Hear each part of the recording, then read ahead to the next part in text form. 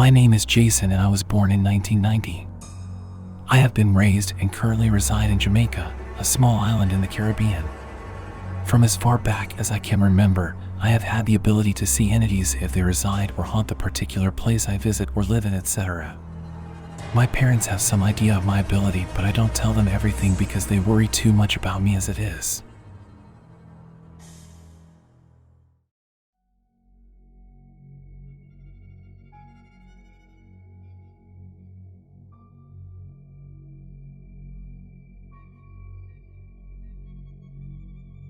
The first significant experience I had, other than seeing the occasional spirit here and there, was when I was about 13 or 14 years old. I was in high school. Schooling here is different than in the USA, and lived with my parents and younger brother. One Friday evening in June 2003 or 2004, I was allowed to spend the night at my grandparents' house, my mom's parents. I loved staying with them because they would give me anything I asked for, like ice cream or candy, etc., and they didn't dictate a time for me to be in bed. It was a normal night. I watched TV for hours and hours, then decided I would play some games on my Game Boy Advance. I was doing just that in my room from 10:30 p.m.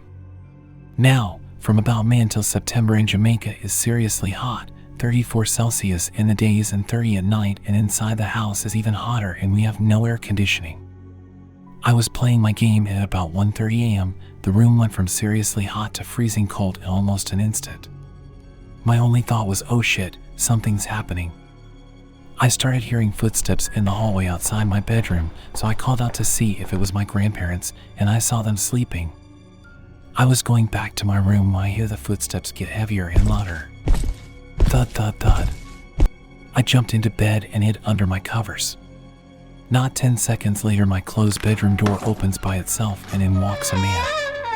He was about 6 feet 6 inches or taller and had on a brown suit, brown dress shoes, and a matching brimmed hat. The thing is, he wasn't a person really. He was sort of see-through in his face. It was normal 1 second and the next, it would be contorted and twisted in unnatural ways. His eyes were the darkest black, even standing out in the relative darkness of my room. He noticed me as I noticed him, and he started towards the side of my bed. Now, at this point, I wasn't really religious, but my dad was. He had taught me that if I was ever afraid, to recite this psalm. I think it was Psalm 93. It was all I could think to do, and he was obviously repulsed, but also becoming enraged. His eyes glowed with a dark fire, and his mouth turned into an impossibly wide frown to where you could see jagged, pointy, dirty, horrid teeth, if you could even call them that. They looked like rows of shark teeth, only longer and uneven. As I prayed the psalm, he backed away inch by inch. The lights in my room flicked on and he was just gone. It was my grandmother. She had heard me and came in to see what all the noise was about. I told her everything and we got the house blessed by persons from our church. This one was mild compared to other experiences I've had.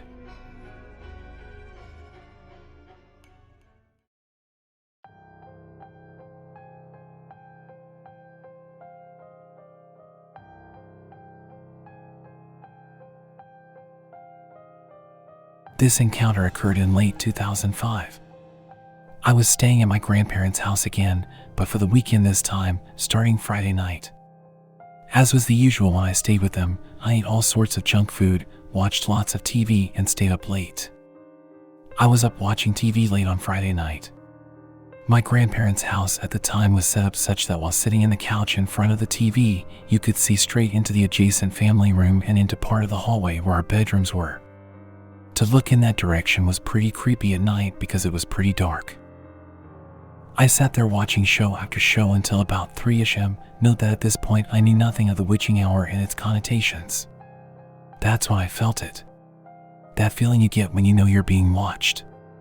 Only difference in this instance was that in addition to feeling watched, the atmosphere changed.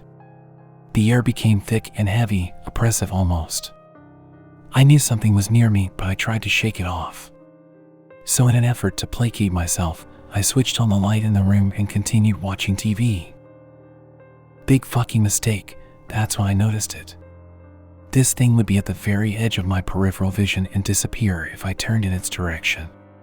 Seeing that thing made me almost piss myself. It was tall. like maybe 7 feet or so. It was also jet black and had reddish yellow eyes. They kind of looked like the dying embers of a burnout fire, but these eyes, I could feel them smoldering with hate and malice. They were fixed on me. I looked right at it so it would disappear, and then I bolted to my grandma's bed. I sure as shit wasn't staying by myself. Hell no. I managed to fall asleep out of sheer exhaustion at sunrise, 5:30 a.m. I woke up at 11 feeling exhausted. Other than me being seriously tired, the rest of that day was uneventful. That night, I decided I would watch TV and get my ass to bed early so I wouldn't be awake at that time. Did I actually do that? Nope. I fell asleep watching TV and awoke at 3 a.m. Fuck. Need I say what it was that woke me up? Those eyes. That feeling of being watched, stalked, hunted, wanted. I felt like prey. Then I saw it again. It was a little closer this time, maybe 10 feet away from me, in the family room. I froze in fear. Now, I know what some people think, that you should be running in fear, not frozen. I was frozen because I was afraid that if I moved, it would move too. That was the last thing I wanted. All I could think to do was pray. I prayed for calmness, rationality, and the knowledge of what to do. Eventually, I summoned the courage to act. I looked right at it, and on cue, it disappeared. Again, I bolt for my grandma's room and hide under the covers. I thought it was gone. It wasn't. There, in the corner of the room farthest away from the bed, it stood. Smoldering eyes, skin, or whatever it was, made of this impossibly inky black. Its outline was ill-defined, kind of like it was made of a dark smoke. And the look this thing had on its face. It was this huge grin, maybe like something you'd see someone have after they caught a huge fish or shot a massive deer. Only this smile was impossibly wide. When I say ear to ear, I'm not kidding. The smile exposed the teeth. Jagged, sharp, numerous, and yellow-black, almost as if they had been subject to a lifetime of decay and rot. I prayed and it just stood there, staring at me. I prayed and prayed until I almost fell asleep, but fuck if I was going to fall asleep with that thing near me. I constantly pinched myself to stay awake. At about 5 a.m., it got a little lighter outside. I fell asleep for maybe 2 minutes out of exhaustion, but when I awoke, it was gone. The oppressive atmosphere still remained though. I told my parents this time, and they had a whole group of people from our church come, people with gifts to see spirits, church elders, the pastor, etc. They had a marathon blessing/praying session that lasted 4 or 5 hours. I refused to be there for it, but when I returned, things felt normal again.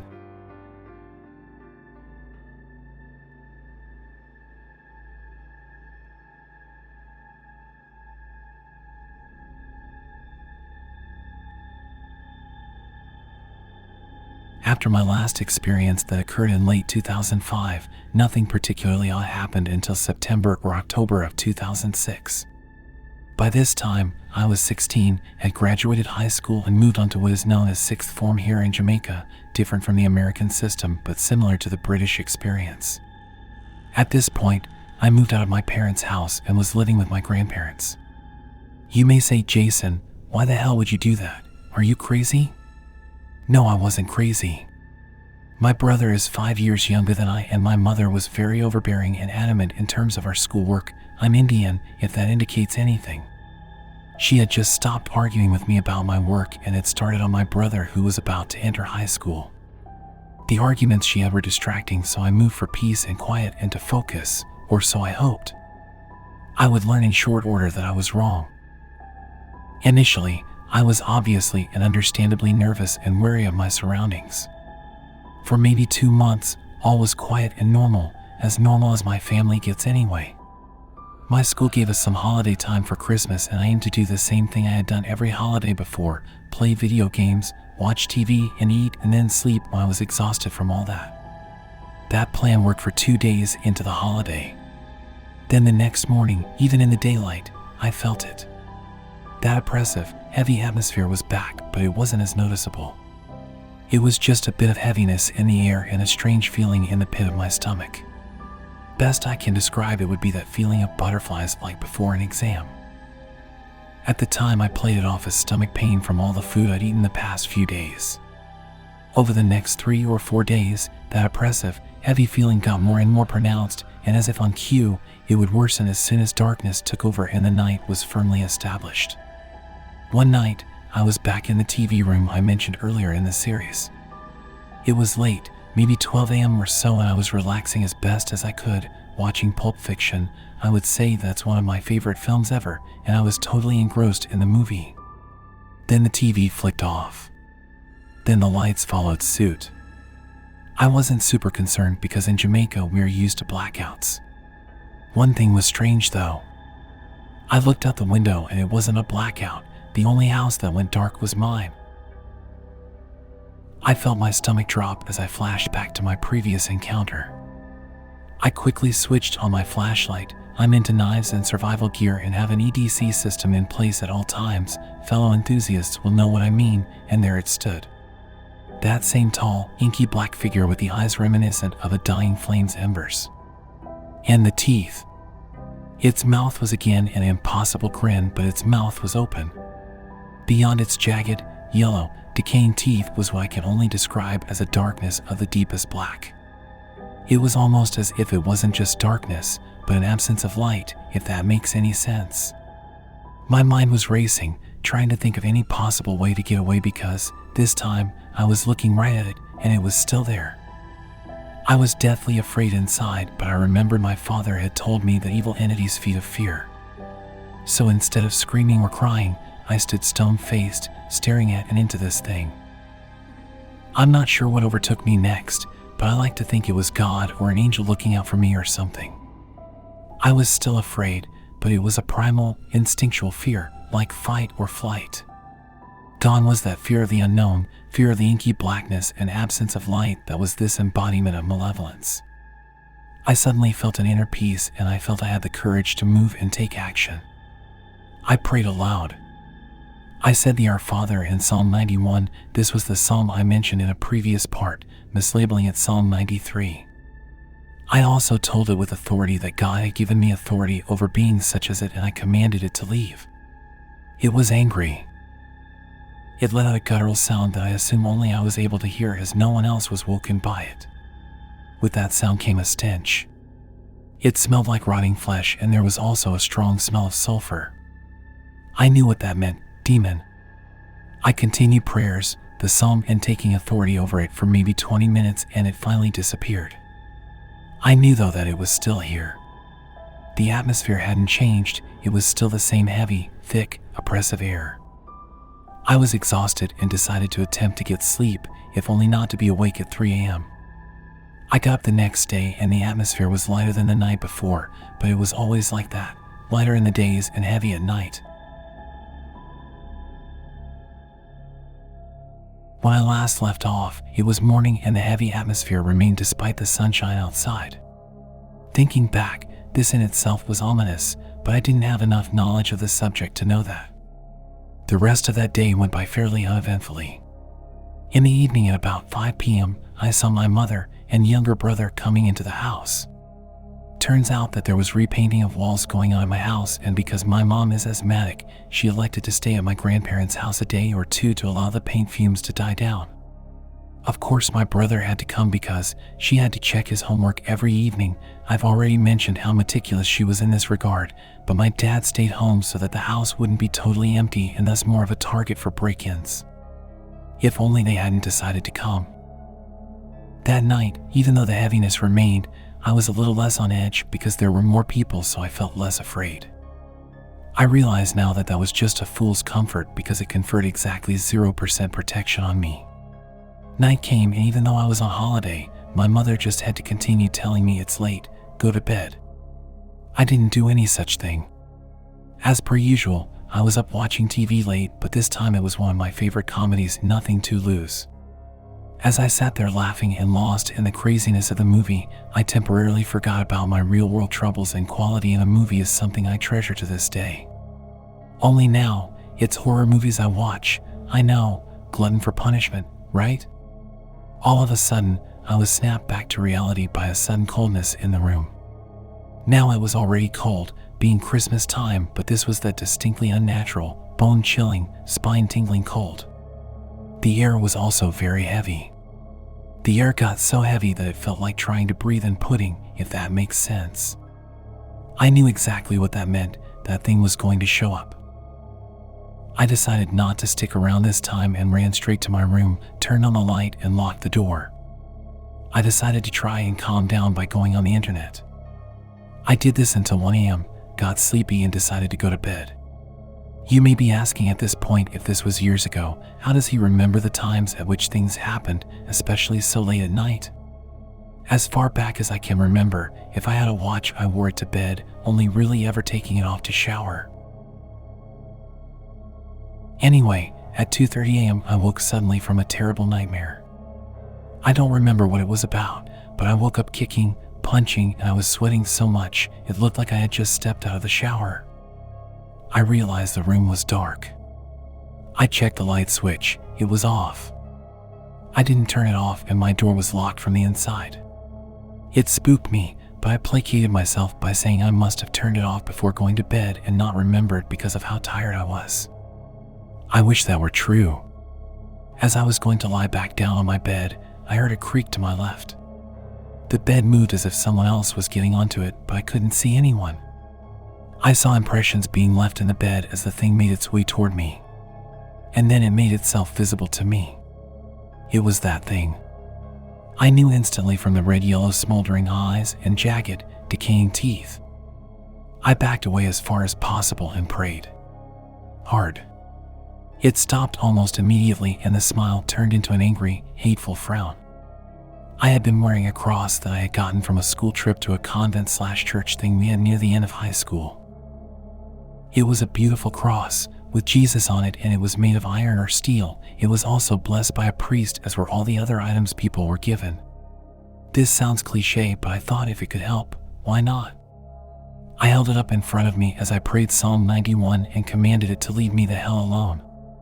It attempted to move towards me, but very slowly, as if it was resisting some unseen force or trying to break some compulsion to stay still. I began to shout the psalm and telling it to leave. Just like before, it let out an inhuman, guttural growl that was sort of low and high at the same time. I also smelled that stench, the stench of something long dead and the stink of sulfur, like a million burnt matches. This roar was one that seemingly only I could hear, again. I was taken aback by this, but I steeled myself and shouted that I was commanding it to leave in Jesus' name, and as suddenly as it had appeared, it disappeared. Then I heard knocking at my door and my mother and grandmother asking what was going on. I told them everything. I told them about the creature, the heaviness, the coldness, the roaring, and the stench of death and sulfur. My mother wasn't very religious. She identified as Christian but was nowhere near as committed to it as my dad. She said she didn't hear any fucking roar, rolled her eyes, and passed it off as me watching too much damn TV and then having nightmares. When she left to go back to bed, my grandma said she believed I saw something and that I had to keep praying. When she left, I cried. I loved, and still love, my grandmother more than life itself. My mother had to go to work early and came home late, and that had been going on since I was born, so in the days after school, I stayed at my grandmother's house until my mom or dad came to pick me up. My grandmother basically raised me, and she was and is near and dear to my heart. To hear her say with sincerity that she believed my crazy tale made me happy and feel as if I wasn't crazy. I slept in her bed that night because I would have fuck all worth of sense if I was gonna stay in my room that night, especially so close to 3 a.m. I awoke the next morning pretty early. I couldn't sleep for obvious reasons. I overheard my mom on her phone telling my dad about what I said the night before. She seemed nonchalant about it, and even though I couldn't hear my dad's voice properly, he was obviously concerned. If only she knew what was going to happen next. She wouldn't be a skeptic much longer. I had an up-close and personal encounter with the horrifying black figure with the eyes like embers and with jagged, decaying teeth. Only persons to believe me were my grandma, and from what I overhear, my dad as well. That night I lay in bed, awake, almost waiting for that thing to come back. I knew it wasn't gone because the atmosphere was still thick and heavy. It was hiding out of sight, waiting for the perfect time to strike, like a predator does with prey. Eventually morning came and I slept a bit, but nowhere near enough. As usual, it was less frightening in the days because everything seemed to be and feel more or less normal. I was still wary though, because I knew it was hiding in some dark place, waiting for the veil of night to fall. Eventually, night did come, and I was nervous, anxious, and afraid all at the same time. I had the sensation described as butterflies in the stomach, and my thoughts were trying to think why my body was in the state it was, but I knew. That thing was about, and it was hiding in the shadows, waiting for the right time to strike again. No TV that night. The air was heavy already, almost bearing down on me, and I knew what would soon happen. I was in my room with cross and verses at the ready. At this point, I was of the mindset that said, fuck it, if they want to throw me in the nut house, go ahead, but this thing sure as shit isn't going to get to me, no way. I sat up in bed like that for what felt like ages. In reality, it was maybe a few hours, but time seemed to pass more slowly. Eventually, everyone else went to bed and I was the only one awake. Save for my room, the rest of the house was in total darkness. This was at maybe 10 p.m. I decided that since knowledge is power, maybe looking this stuff up would give an idea of how to get it the hell out of my house. I read and read and read until my eyes burned from the tiredness and lack of sleep. I wasn't going to sleep though. If I did that, I knew I would be fucked. It felt it in my bones. It was like a primal instinct. It has been said that people have way more than 5 senses. One of those, I think, is the ability to sense impending danger, but I doubt most persons recognize it. I did though, and it was happening.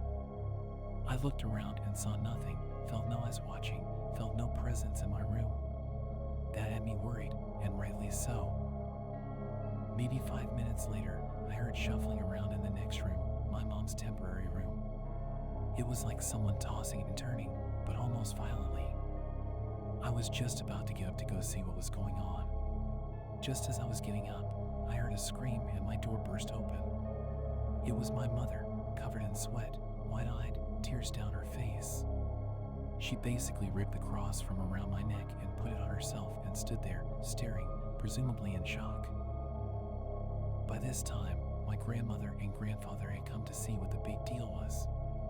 My mother said she woke up at about 2:30 a.m. and was thirsty, so she went to get some water. On her way back from the kitchen, she said she felt watched and also felt that something was behind her, but when she turned to look, there was nothing. So she hurried back to her room and had just laid her head on the pillow when her previously locked door creaked open by itself. She sat bolt upright in fear, and then she saw the end of her bed sink down as if someone had sat on it. She was getting out of bed to run when she saw this black, tall entity, pretty much the same one I described. Before she had time to take action, it lunged at her, held her down on the bed, and had its one hand on her shoulder and the other pressing down on her neck as if to strangle her. She started to pray in her head while fighting for air. This was the tossing and turning I heard. She eventually was able to scream at it to leave, and she ran straight into my room and put on my cross necklace. She slept in my room that night, and by sleep I mean stayed awake until she passed out from exhaustion. She told my dad about it the next day, and the same rigmarole happened again. Pastor, elders, persons with gifts came. Just like the other times, things were fine for a few months. During these months, I thought all was back to normal for good. Little did I know that shortly after, things would get even worse. My mother was physically attacked by the same entity that had been tormenting me. Church members then came once again and did the usual prayers they had done before. All was calm for a few months, and I thought that, finally, all was normal. If only I had known this was the calm before the storm. Months had passed, and it was now around May/June 2007. I was still living with my maternal grandparents. There was no heavy atmosphere and no sense of foreboding. May/June is when major exams start for both levels of sixth form in my country. As with all major exams, many of you can relate, I was studying like crazy, so I was more or less in my room all day and night, only coming out to shower and eat. This time of year is when the heat starts to really get terrible, and my house had no air conditioning. All I had at the time was a rather old and half-dead standing fan. As a result, my grandparents bought brand new ceiling fans for my room and theirs and had them professionally installed. They were great, all stainless steel fans, labeled as industrial strength because they spun at a faster RPM and delivered more air than most other ceiling fans at the time. It was great. I was cool, so I was able to study longer and get more knowledge stuffed into my brain. I should mention at this point something which I was hesitant to include because it is hard to talk about, but has some relevance to the story, and I would be doing you all a disservice, seeing as I'm already going for full disclosure. I have an illness. It is genetic, degenerative, only gets worse, never better, extremely painful and debilitating, as well as incurable. I live with severe pain and have many issues, all which culminated in me being registered as legally disabled. I can walk around and I look mostly normal, so most people who don't know me cannot tell. Suffice to say, I suffer on a daily basis and was diagnosed as severely depressed when I was 16. I was on medications for depression, nerve pain, stomach medication, as well as morphine, a very powerful medication in a class of drugs called opioids. As I studied for my exams, I was in severe pain but tried my best to push through with medication and God's help. As a result of all this pain, I started having an episode of depression, which for me can last 6 months or more. It has been said that negative moods and ideas weaken a person, and this is a doorway and a strengthening point for malevolent entities. Whoever said that was right. About a week into my depression and pain, I felt that familiar heaviness in the air and that feeling of butterflies in my stomach. I felt watched in the nights, and it was as if something was there with me. It was nothing good, so I knew it was back. Again.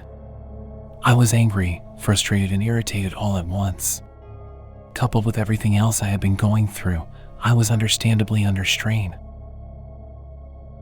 One night I was up late studying, biology maybe, and I felt eyes on me, and the butterflies in my stomach began fluttering furiously. I turned around and nothing. I snapped. I called it out. I called it expletives, both universal and Jamaican ones. I called it many other things. As fear began to take the place of anger, I could feel the air very heavy, weighing down on me almost. I knew something was going to happen, and soon. I waited 10 minutes, 20, 30, 40, on and until an hour had passed. Nothing had happened, but the feelings remained. After getting worked up, I was in pain and I was due my medication. I got up, went to my closet and pulled out my medication bag. I set it on my desk and began removing the necessary pills from their containers when my morphine tablet fell to the floor. Shit, this stuff is expensive, I thought, and so I bent down to pick up the pill. As soon as I found and latched onto the little orange pill, I felt something hit me on my head, and then I heard a loud bang. I damn near shit my pants. Confused, I looked around for what the hell just made the sound and for what had hit me on the head. It took me a minute to find it, but under my bed sat a single blade from my all-steel, brand new ceiling fan. It had flown off of the fan, grazed my head, which was hurting like hell and bleeding a bit, hit and gouged out a piece of my wooden closet door and ricocheted under the bed. The next day, when we had a fellow from the store come and inspect the stump where the broken blade once was, what he said shocked me. Apparently, it seems that the blade twisted around 360 or more degrees, and coupled with the high-speed rotation, the metal fatigued and the blade flew off. Had I been standing, that stainless steel might have decapitated me, or at the very least, killed me horribly. I have to say, if there was a night I thank God for something, it was that very night. The person had said that short of someone physically twisting the blade, he's not sure how that even would have occurred. I knew that thing was responsible. My rant that night had angered it, and it sought to get revenge. Its plan was foiled, though, by what I considered to be a guardian angel or the hand of God. I went to sleep tense and shaken at the thought of what could have happened. I was happy that it didn't and fell asleep around 11:30 p.m. that night. I woke up at maybe 2:30 a.m. thirsty as ever. Cursed the blazing hot summer night. I got up and had a drink as quickly as I could, hoping to get back to sleep before 3 a.m., because that's when shot usually hit the fan, or in my case, when the fan hit me. Corny, I know.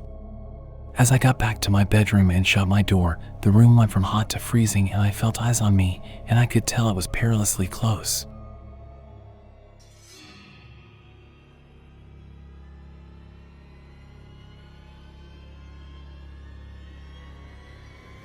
I was almost decapitated and then attacked by the entity that had been terrorizing me for so long. The church member with a similar, yet more developed gift than mine had said something was odd about this entity. It was seemingly a demon, and a rather powerful one at that. Also, he said it was attached to the property, but not in the conventional way. I asked him later what he meant by that. He said that, as I'm sure many of you know, a spirit or entity can be attached to a house or area. This entity was different in that, not only was it a powerful demon or some evil entity of the sort, but it was placed on the property. As I'm sure you can imagine, this sent my mind for a spin. Who in the hell would place a malevolent entity on our property?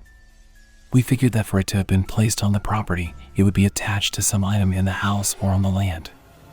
We had this church member look at all sorts of things, from a few paintings to figurines my grandma got as gifts. Even wardrobes and chests of drawers were not exempt. Nothing turned up. My grandparents bought the property in 1994 and we were in the mid-2000s. This item could be anything. He ended up leaving feeling defeated and sincerely hoping he could have done more. He was and is a kind man with a great heart who I look up to this day. Everyone left after that and it was back to just me and my grandparents in the house. Somehow, with the knowledge we gained that day, things felt like they had gotten worse and I knew it wasn't just a bad feeling. This thing, demon, shadow man, whatever, was pissed that we uncovered its secret, its dirty and devious secret. Things got even more active starting that very night. I remember that night at 12 a.m., hearing a commotion in the kitchen. It sounded like all our plates or glasses breaking at once. My first thought was, oh shit, Grandma fell, so I ran into the kitchen. I was met with darkness. I quickly flipped on the lights and nothing.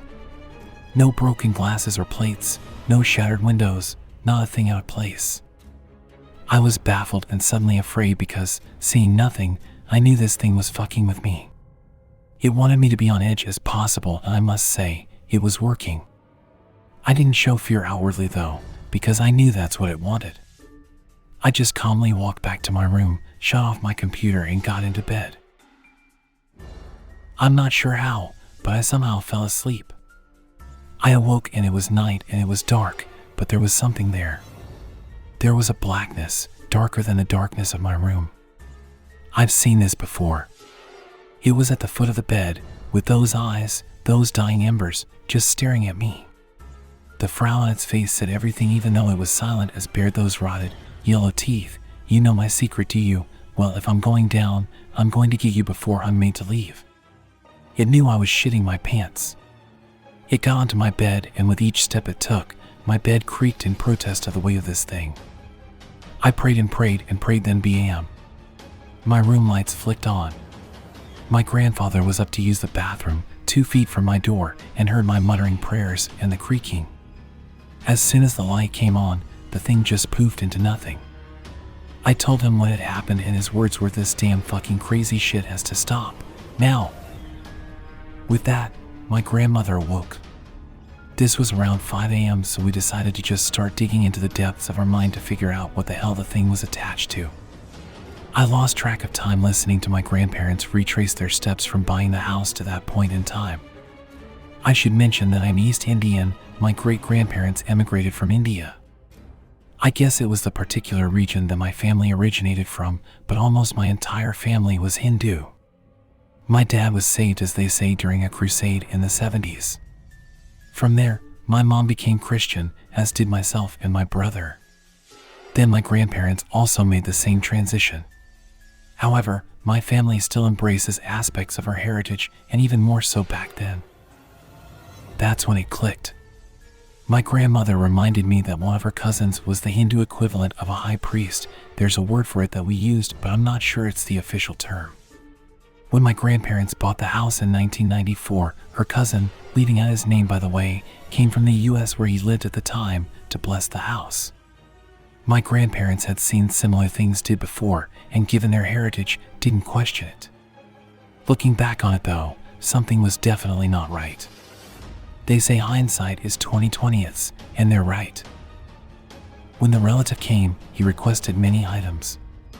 The following are the ones my grandparents could recall: a coconut, some various herbs, some sort of bag, not sure what type, etc., and a live chicken, among other things. Just typing that out still gives me chills after all this time. Apparently, there was a whole ceremony where this blessing was carried out. I will relate what I remember from the conversation. The relative, dressed in traditional garb, all white, went around and blessed the house and land from the outside, using words in Hindi. He then proceeded to grab the chicken, tied its legs, held it upside down, and cut its head off. He then somehow collected the blood and scattered some at the four corners of the property. He then placed all sorts of things in the bag, said words over them in Hindi, and then set them beside him. As he sat, he removed the top of the coconut, emptied the contents, and said some words in Hindi. He then proceeded to pour the rest of the chicken blood in there along with other things I cannot recall. He next requested that a hole of certain dimensions be dug in a certain place on the property. He then placed the coconut with the contents into the hole and had it covered back up. This was obviously the object the entity was bound to. We called my parents, who then called the man from our church with the gift as well as some of the church elders. When everyone arrived and the spot was pointed out by my grandma, shit started happening. All manner of growls, voices, and sounds of things crashing down came from the house. The lights had also begun to flicker and went out. My father was told to get a fire going to burn whatever it was that was anchoring this thing.